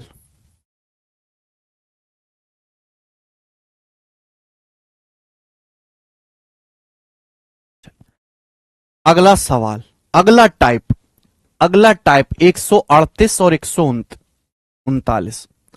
अगला टाइप 138 और 139 नंबर क्वेश्चन। अगला टाइप आपके सामने है, स्क्रीन पर बनाएं। अगला टाइप देखो मेरे दोस्तों, अगला टाइप आपके सामने आएगा मेरे प्यारे भाई स्क्रीन पर, है ना। इस टाइप के मैं आपको 2 सवाल करवाऊंगा, 2 सवाल करवाऊंगा। देखो मेरे प्यारे भाई, अगर किसी भी क्वेश्चन में हम परसेंटेज से बढ़ा रहे हैं, परसेंटेज से बढ़ाते बढ़ाते अचानक बीच में रुपये घुस जाएं, अगर परसेंटेज से हम किसी संख्या को बढ़ा रहे हैं और अचानक बीच में रुपया घुस जाए, एग्जैक्ट वैल्यू आ जाए, तो ऐसे सवालों में ये मेथड लगाएंगे। इसको हम बोलते हैं रिवर्स मेथड। क्या बोलते हैं? Reverse method. ऐसे सवालों को हमको उल्टा सॉल्व करना पड़ता है, रिवर्स मेथड। Reverse method. पहले सवाल समझिएगा कहां लगेगा। किसी भी सवाल में जब हम परसेंटेज चेंज कर रहे हैं, परसेंटेज चेंज करते करते अचानक बीच में रुपया या एग्जैक्ट वैल्यू आ जाए, ऐसे सवालों में रिवर्स मेथड लगेगा, जैसे कि ये क्वेश्चन है। एग्जाम्पल से ही समझा जाएगी बात को। देखो, एक गुजराती कर्मचारी रामू को प्रमोशन मिला। प्रमोशन के कारण सैलरी 26.2/3% बढ़ गई। यह पहला एक्शन हुआ, पहला एक्शन कि भाई एक गुजराती कर्मचारी है रामू, उसको प्रमोशन मिला, प्रमोशन से रामू की सैलरी 26.2/3% बढ़ गई। दूसरा एक्शन, लेकिन रामू जो है छुट्टी बहुत मारता है, काम पे आता नहीं है रामू। रामू ढिलाई बहुत करता है काम करने में, इसकी वजह से उसकी सैलरी 2550 रुपए कम कर देगी। दूसरा एक्शन है, पहले 26.2/3% बढ़ाया, फिर सैलरी 2550 रुपए कम कर दी। दूसरा एक्शन, पहले परसेंटेज चेंज दिया है, फिर रुपया में चेंज दिया है। तीसरी बात, रामू को एक प्रोजेक्ट के चलते दिल्ली ट्रांसफर कर दिया गया। दिल्ली महंगा शहर है, इसलिए उसकी सैलरी फिर से 12.5% बढ़ गई। रामू को दिल्ली भेजा गया, दिल्ली में उसकी सैलरी फिर से 12.5% बढ़ गई। बोला है अब उसकी सैलरी 15,300 रुपए है। रामू की सैलरी अब 15,300 रुपए है। तो पूछा है रामू की इनिशियल सैलरी क्या है, यानी कि सवाल में आपको फाइनल वैल्यू दी गई है और सवाल में इनिशियल वैल्यू पूछी गई है। सभी को समझ में आया? तो इस सवाल में मेनली 3 एक्शन हो रहे हैं, 3 एक्शन। पहले रामू की सैलरी को 26.2/3% बढ़ाया गया, फिर 2550 रुपए कम किया गया, फिर दोबारा 12.5% बढ़ाया गया, लेकिन परसेंटेज के बीच में रुपया घुस रहा है। तो ऐसे सवालों को उल्टा सॉल्व करेंगे। आपको फाइनल वैल्यू दी है, इनिशियल वैल्यू पूछिए, कैसे करेंगे सुनना। रामू की सैलरी 26.2/3% बढ़ी। 26.2/3% की फ्रैक्शन वैल्यू क्या है? 26.2/3% की फ्रैक्शन वैल्यू होती है 4/15। भाई 20% 1/5, 6.2/3% 1/15, 1/5 में 1/15 जोड़ूंगा तो 4/15। रामू की सैलरी 4/15 बढ़ गई। इसका मतलब यह है कि अगर रामू की सैलरी पहले 15 थी तो 15 से 4 बढ़ के 19 हो गई। पहली लाइन, रामू की सैलरी अगर 15 थी, अगर रामू की सैलरी मेरे दोस्त 15 थी तो 15 से 4 बढ़ के 19 हो गई रामू की। पहली लाइन ये है, रामू की सैलरी अगर 15 थी तो 15 से 4 बढ़ के 19 हो गई। ये पहला एक्शन है। पहले 15 यूनिट थी, फिर 19 यूनिट हो गई। फिर रामू छुट्टी मारता है, उसकी सैलरी को 2550 रुपए कम कर दिया गया। दूसरा एक्शन, हर एक्शन के बाद लाइन खींच दो। अब रामू की सैलरी 2550 रुपए कम कर देगी, 2550 रुपए कम कर देगी। पहले सैलरी को 15 से 19 यूनिट बढ़ाया गया, फिर 2550 रुपए कम कर दिया गया। 19 यूनिट से 2550 रुपए कम कर दिया गया। फिर रामू का हो गया दिल्ली ट्रांसफर। दिल्ली पहुंचते ही उसकी सैलरी फिर से 12.5% बढ़ाएगी। 12.5% का मतलब 1/8। 1/8 का मतलब सैलरी अगर 8 है तो 8 से बढ़ के 9 हो गई। 8 से बढ़ के 9 हो गई। तीनों एक्शन है, तीनों एक्शन लगातार किए जा रहे हैं। बोला है अब उसकी करंट सैलरी 15,300 है, रामू की फाइनल सैलरी 15,300 है। रामू की फाइनल सैलरी 15,300 रुपए है। तो बताओ इनिशियल सैलरी रामू जी की कितनी थी, ये पूछा गया है।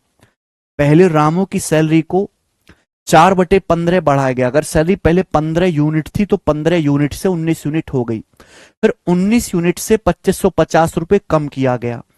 अब सैलरी को फिर से 12.5% बढ़ाया गया, यानी कि 12.5% मतलब सैलरी अगर 8 है तो 8 से बढ़ के 9 हो गई। फाइनल सैलरी 15,300 रुपए दी है। सवाल का नाम रिवर्स मेथड ये है कि उल्टा आपको सॉल्व करते हुए लाना है पीछे तक। अगर 9 की वैल्यू 15,300 रुपए 1700 गुना, तो आप मुझे बताओ कि 8 की वैल्यू कितनी होगी। तो 8 की वैल्यू भी 1700 गुना होगी। 17 136, 13,600 रुपए।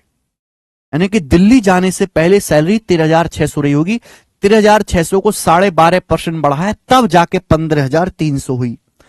आप बताओ रामू की सैलरी यहां कितनी रही होगी, आप मुझे बताओ, बताओ, दिमाग लगाना। रामू की सैलरी 2550 रुपए कम करने के बाद 13,600 है। रामू की सैलरी 2550 रुपए कम करने के बाद 13,600 है। 2550 रुपए सैलरी घटाने के बाद 13,600 है। तो यहां रामू की सैलरी कितनी रही होगी? 13,600 रुपए से 2550 रुपए ज्यादा रही होगी कि नहीं? आप बोलोगे हां जी सर, कितना आ जाएगा, ये कितना आ जाएगा? तो आ जाएगा 50, 6, 5, 11 का 1 हासिल 1, 13, 1, 14, 2, 16, 16,150 रुपए रही होगी। पर रामू की सैलरी 16,150 रुपए रही होगी कि नहीं? 16,150 को 2550 रुपए कम करोगे तभी तो सैलरी 13,600 बनेगी। रामू की सैलरी को 16,150 से 2550 रुपए कम करोगे तभी तो 13,600 होगी। फिर 13,600 को 12.5% बढ़ाओगे तब जाके 15,300 बन जाएगी फाइनल सैलरी। यानी कि रामू की यहां जो सैलरी है 13,600 से 2550 रुपए ज्यादा रही होगी, 16,150। आप गलत कर रहे हैं प्यारे दोस्तों। 2550 रुपए कम करने के बाद 13,600 आई है। तो पहले तो सैलरी 13,600 से 2550 रुपए ज्यादा रही होगी ना, जोड़ देंगे 16,150 रुपए, यानी कि 19 यूनिट की वैल्यू 16,150 रुपए कितने गुना? तो आप कहोगे सर जी 19 अट्ठे 152, बचेगा 9, 19 पंजे 95, 850 गुना। तो रामू की इनिशियल सैलरी कितनी होगी? 15 यूनिट, इसकी वैल्यू भी 850 गुना होगी। बताओ कितना आएगा? 15 अट्ठे 120, 12,000, 15 पंजे 75, 12,750 रुपए। तो 12,750 रुपए मेरे प्यारे दोस्तों रामू जी की इनिशियल सैलरी है, और यही सवाल का आंसर भी है। ए ऑप्शन यहां से करेक्ट है। मेरे को लगता है कि आप यहां पर बच्चे अच्छी तरीके से समझ पाए हैं सब लोग।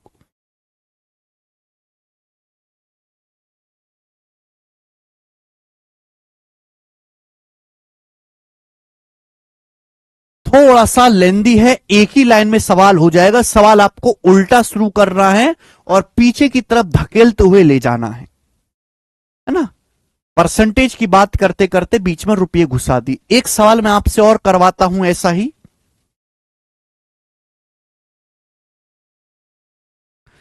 एक सवाल हम आपको और करवाते हैं ऐसा ही, बताएं। 139वां बताओ।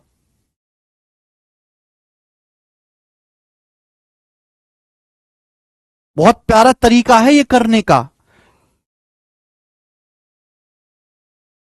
सवाल में दिया है 9 की वैल्यू दी है तो 15 की वैल्यू डायरेक्ट क्यों नहीं निकाल सकते? ये रेशियो और ये रेशियो आपस में कनेक्ट नहीं है। ये रेशियो अलग है, ये रेशियो अलग है। जब तक दो रेशियो में कनेक्शन ना हो, इन दोनों में कनेक्शन बनना है इस वैल्यू के थ्रू। इन दोनों का आपस में कोई कनेक्शन नहीं है, तो ऐसे नहीं कर सकते ये दिया है तो ये निकाल लो। दो रेशियो में तभी कैलकुलेशन होती है जब उनको आपस में कनेक्ट किया जाए। ये देखेंगे एक और सवाल ऐसा, ये सवाल बैंकिंग के पेपर का है, बैंकिंग के पेपर का। एसएससी में टाइप नहीं आया है आज तक, बैंकिंग के पेपर में ही आया। एक आध सवाल आया है एसएससी में, वो भी प्रॉफिट लॉस में, है ना। तो फिर भी मैं आपको दो सवाल करवा रहा हूं। मेंस एग्जाम में ऐसे क्वेश्चन आने की उम्मीद है, प्री में नहीं आएगा, ठीक है ना। देखो आप ये मत समझो कि ये कहानी आपने पढ़ ली और खत्म हो गई यहीं कहीं ना। ये कहानी जो है आपकी बेटे, जब आप प्रॉफिट लॉस पढ़ोगे, कंपाउंड इंटरेस्ट पढ़ोगे, तो ये सवाल दोबारा से आएंगे, यही कंसेप्ट दोबारा लगेंगे। इसलिए आप परसेंटेज नहीं पढ़ रहे, आप तो बेटा आगे का मैथ पढ़ रहे हो। बेसिक तैयार हो रहा है आपका। बोला किसी शहर की जनसंख्या पहले साल और दूसरे साल 41.2/3% और 92,000 बढ़ जाती है, लेकिन तीसरे साल 10% घट जाती है। और अब शहर की जनसंख्या, लाइन इंपॉर्टेंट है, अब शहर की पॉपुलेशन इनिशियल पॉपुलेशन का 3 गुना हो चुकी है। शहर की पॉपुलेशन इनिशियल का 3 गुना हो चुकी है। बोला है पहले साल के दौरान पॉपुलेशन कितनी बढ़ी। देखो 41 सही 2/3%। बताओ, आप जानते 8:1/3% की फ्रैक्शन वैल्यू 1/12, 8:1/3% 1/12, ये 5 गुना है। 8 पंजे 40, 5 गुना है, तो इसकी फ्रैक्शन वैल्यू कितनी आ गई? 5/12। ये 5/12 आ गई। आप बोलोगे हाँ सर। अब सुनो, एक शहर की पॉपुलेशन पहले साल बढ़ी है 5/12। एक शहर की पॉपुलेशन पहले साल 5/12 बढ़ी, इसका मतलब यह है कि पॉपुलेशन अगर पहले 12 थी, अगर पॉपुलेशन पहले 12 थी तो 12 से 5 बढ़ के 17 हो गई। ये पहला एक्शन हुआ। दूसरा एक्शन, दूसरे साल पॉपुलेशन 92,000 बढ़ी है, 92,000 बढ़ी है, 92,000, 92,000। तीसरा एक्शन, तीसरे साल पॉपुलेशन 10% घट जाती है। 10% कितना होता है? 1/10। 1/10 घट जाती है, यानी कि पॉपुलेशन होगी 10 से 9, 10 से 9। बोला अब शहर की जनसंख्या इनिशियल जनसंख्या का 3 गुना हो गई। अब शहर की जनसंख्या इनिशियल जनसंख्या का 3 गुना होगी। देखो इनिशियल जनसंख्या कितनी थी? 12। शहर की इनिशियल जनसंख्या कितनी थी? 12 यूनिट। अब शहर की जनसंख्या कितनी है मेरे दोस्तों? 9 यूनिट। क्या 12 का 3 गुना होता है 9? नहीं भाई, सवाल में बोला है कि अब शहर की जनसंख्या, now population becomes thrice of initial population. अब पॉपुलेशन शुरुआत का 3 गुना हो गई। भाई शुरुआत में पॉपुलेशन कितनी थी? 12। 12 का 3 गुना कितना होता है मेरे दोस्त? 36। यानी कि अब शहर की पॉपुलेशन 36 हो गई, 36। लेकिन ये तो 9 है, ये तो 9 है, 36 तो नहीं है। तो बेटा 9 को 36 बनाना पड़ेगा। अगर 36 बनाना है तो इस पूरे रेशियो को, ऐसा नहीं सोच सकते कि इसमें कर देंगे, पूरे रेशियो को 4 से गुणा करनी पड़ेगी। रेशियो एक ऐसा कॉन्सेप्ट है कि रेशियो में किसी भी नंबर से गुणा कर दें कोई फर्क नहीं पड़ता कभी भी। इस पूरे रेशियो को 4 से गुणा कर दो, 4 दुसाम 40, रेशियो 4 नाम 36। अरे चाहे 10 रेशियो 9 लिखो, चाहे 10 रेशियो 9 लिखो, चाहे 40 रेशियो 36 लिखो, बात तो एक ही है। अब सवाल की कंडीशन सत्य हुई है कि अगर पहले इनिशियल पॉपुलेशन 12 थी तो 12 से 3 गुना होकर 36 हो गई। फाइनल पॉपुलेशन जो वो इनिशियल 12 का 3 गुना होगी, 36। बोला पहले साल पॉपुलेशन कितना बढ़ी? आप बताओ। पहले इनिशियल पॉपुलेशन 12 थी, 12 से 17 यूनिट हुई। 12 से कितना हुई? 17 यूनिट। आप बोलोगे हाँ जी सर। फिर 17 यूनिट को 92,000, अब ये दोनों रेशियो आपस में कनेक्ट कर दिए। मैंने ये दोनों रेशियो को आपस में कनेक्ट कर दिया। बोला गया ना 12 का 3 गुना होना चाहिए 36। ये रेशियो आपस में संबंधित है। भाई पहले शुरुआत में पॉपुलेशन 12 थी, 12 से 17 यूनिट हुई बढ़ के। 17 यूनिट को 92,000 बढ़ाने के बाद 40 यूनिट हो गई। 17 यूनिट को 92,000 बढ़ाने के बाद 40 यूनिट हुई है। 17 यूनिट से 40 यूनिट हुई तो बढ़ी कितनी? 23 यूनिट। 23 यूनिट पॉपुलेशन क्यों बढ़ी है? 92,000 बढ़ने की वजह से। सेकेंड ईयर में, सेकेंड ईयर में 92,000 इंक्रीज होने की वजह से सेकेंड ईयर में पॉपुलेशन 92,000 बढ़ी। पहले 12 यूनिट से 17 यूनिट हुआ, 17 यूनिट को 92,000 बढ़ाने के बाद 40 यूनिट होगी पॉपुलेशन। पॉपुलेशन 17 से 40 यूनिट हुई, 23 यूनिट बढ़ी। क्यों बढ़ी? 92,000 बढ़ने की वजह से। 23 की वैल्यू 92,000 है, कितने गुना? 4,000 गुना, 4,000 टाइम्स। तो आपसे पूछा है पहले साल के दौरान जनसंख्या कितनी बढ़ी, तो पहले साल के दौरान जनसंख्या बढ़ी है 12 से 17 5 यूनिट, 12 से 17 5 यूनिट। 5 यूनिट की वैल्यू कितनी आ जाएगी? अगर एक की वैल्यू 4,000 है तो 5 की वैल्यू 20,000, और 20,000 ही सवाल का आंसर आ जाएगा। बी ऑप्शन यहां पे एकदम करेक्ट है। बेहतरीन सवाल, गजब का क्वेश्चन।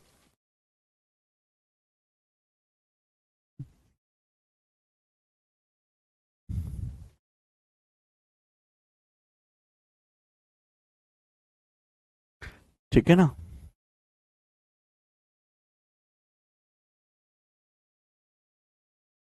है कि नहीं बच्चों मजेदार?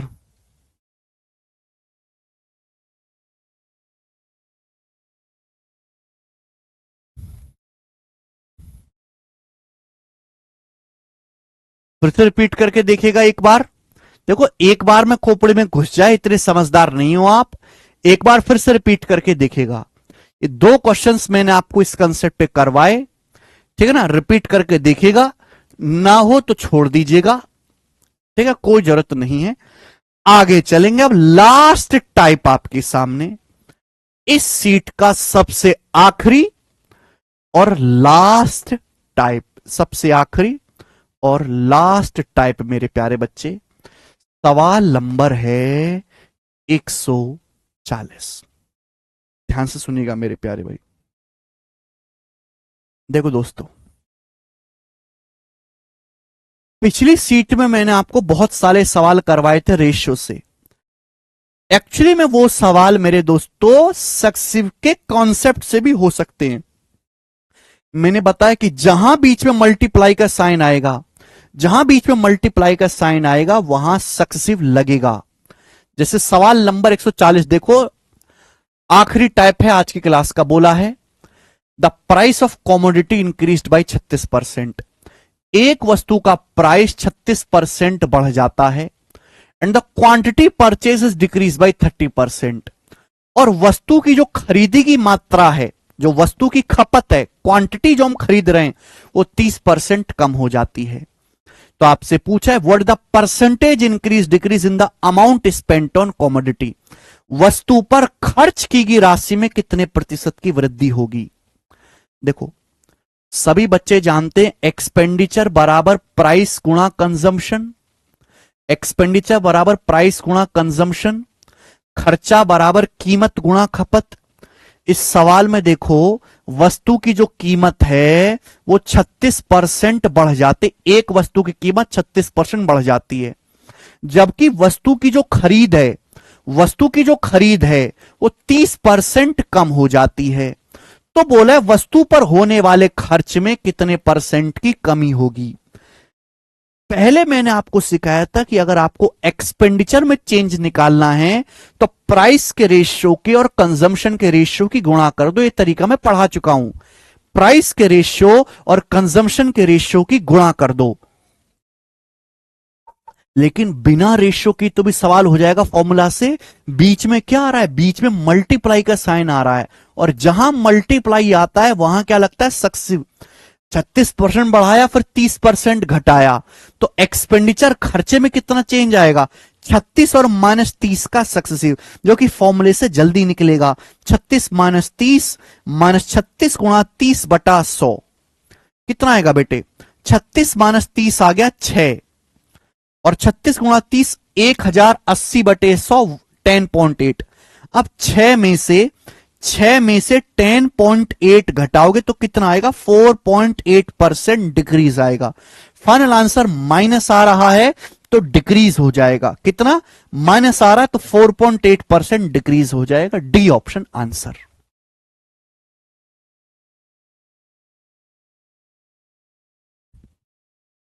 बताइए।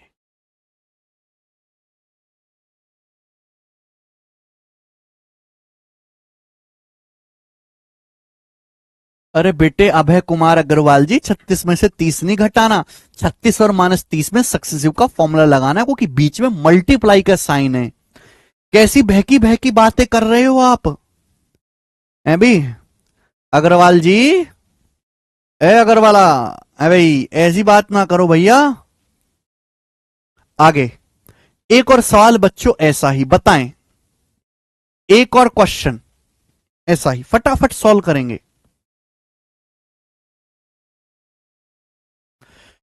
बोला चावल की प्रति किलोग्राम कीमत 18% की वृद्धि कर देगी। चावल का प्राइस 18% बढ़ गया और खरीदे गए चावल की मात्रा में 22% की कमी हो गई।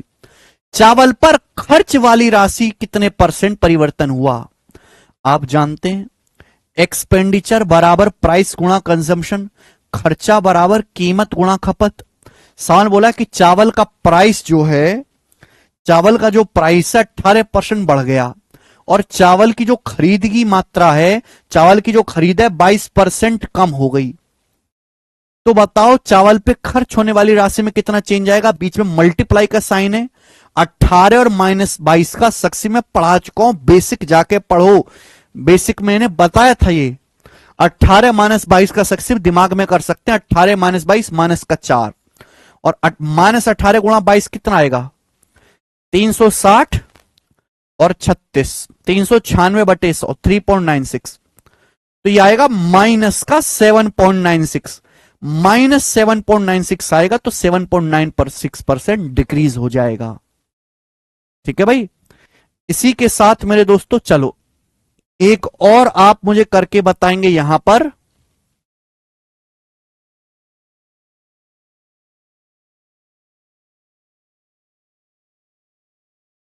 लास्ट ये बताओ, एक और करके बताएं जल्दी से, ऐसा ही एक और क्वेश्चन करके बताएं आप, लास्ट फटाफट बताओ।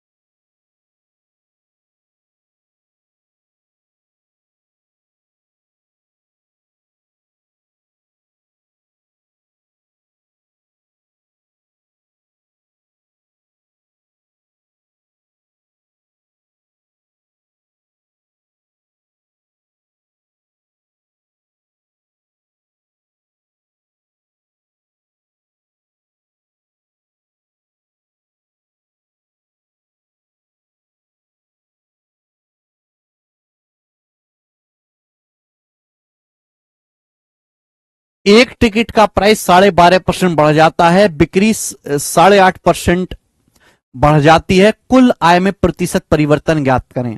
तो 12.5 और 8.5 का सक्सेसिव आएगा भैया। क्या आ रहा है? ए ऑप्शन आ रहा है। सब बच्चों का आंसर ए ऑप्शन आ गया, 12.5 और 8.5 का सक्सेसिव, है ना।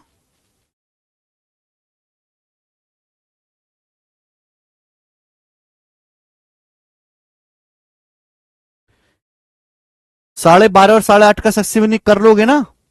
12.5 प्लस 8.5 कितना आ जाएगा? 12 8 20 21, 21 से तो बड़ा ही आएगा। और जब इन दोनों की गुणा करूंगा 12.5 की 8.5 में, तो कितना आएगा? 106.25 आएगा, है भी। भाग करने पर क्या आएगा? 1.0625 100 से, तो 22.0625% आ रहा है आंसर। बिल्कुल सही बात, समाप्त। आज इतना ही, इसके आगे करेंगे बाकी कल। बाय।